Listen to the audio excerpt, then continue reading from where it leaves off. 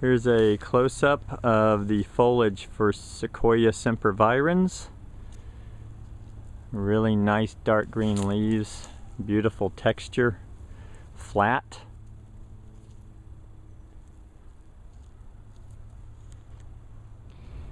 This tree is Sequoia sempervirens, coast redwood. And this is probably Aptos blue, the variety Aptos blue. It's the most commonly planted variety in Northern California where we are. There are other varieties, but for the foliage color and the growth habit, I really like this one. It's the deepest green from my experience, and just a very easy tree to grow. And this is about a about an 8-year-old tree from a 15-gallon container, and it is 30 to 35 feet tall. So if you average that out, you're talking about a tree that is probably going to grow 3 feet a year on average. And the width on these is about 10 to 12 feet at the bottom where the skirt is. So one of the interesting things about redwoods is how they're pyramidal in their form, and most people, when they plant these, they leave the lower limbs on. I like the way that balances out visually. You can see that here they've pruned these about 3 feet off the ground. That one over there is only about 18 inches off of the ground. Their color is really nice. They're a beautiful backdrop for a lot of other plantings, and they're used a lot as a screen. They're misused more than they're properly used, in my opinion. This is a commercial job. This is somebody's residence behind here, and they've planted these trees about 3 feet from a masonry wall. So in time, there's a good probability that that's going to have an impact on that wall with the roots and potentially start lifting it or moving it. By the way, there's one next to it, and that thing's got another 8 to 10 feet of height on the one there. So if these things get happy, they can really grow very quickly. Now what I want you to see is an older one. This one has about a 3.5 foot wide trunk on it, and it is 60 to 70 feet tall. And that house looks like it was built in the 70s, so this is probably a 40-year-old tree.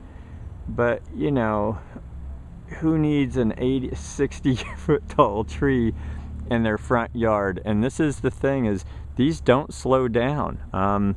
They're amazing how vigorous they are. These are called coastal redwoods, but we're in a hot inland valley, and these trees don't care. They just keep going.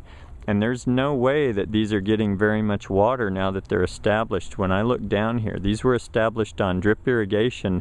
This is bone dry under here, and these trees don't care. They're very happy. So I'd say they're fairly drought tolerant. I mean, they are a California native on the coast, but they're used to little or no water during the summer.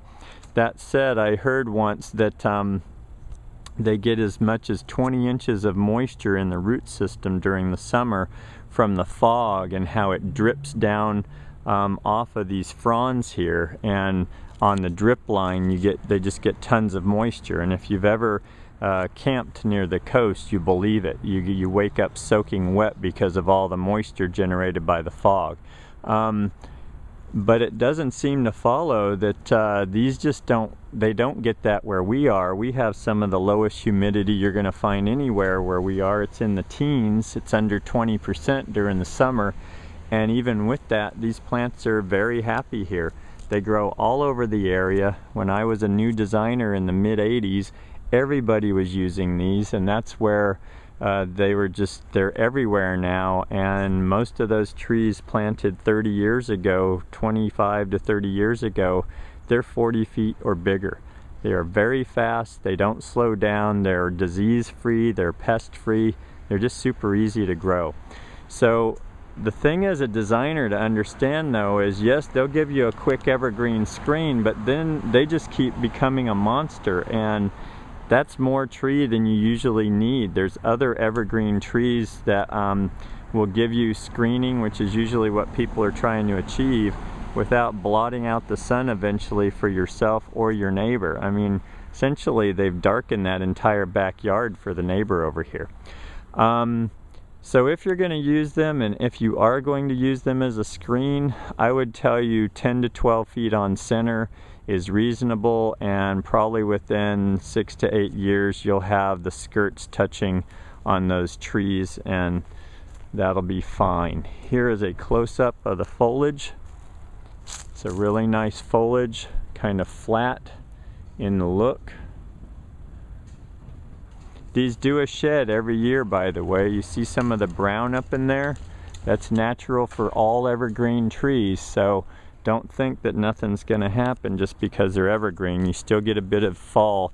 But this is how I like to treat them if I can, is underneath, just let the debris that falls from the redwood become kind of a natural mulch underneath the tree, and it keeps the floor clean. I mean, this is pretty good under here.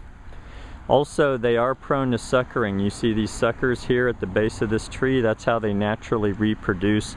So on older ones, I've never seen that on any tree younger than 10 years old, but on older ones that can start to occur. And that's what I can tell you about coastal redwood, Sequoia sempervirens.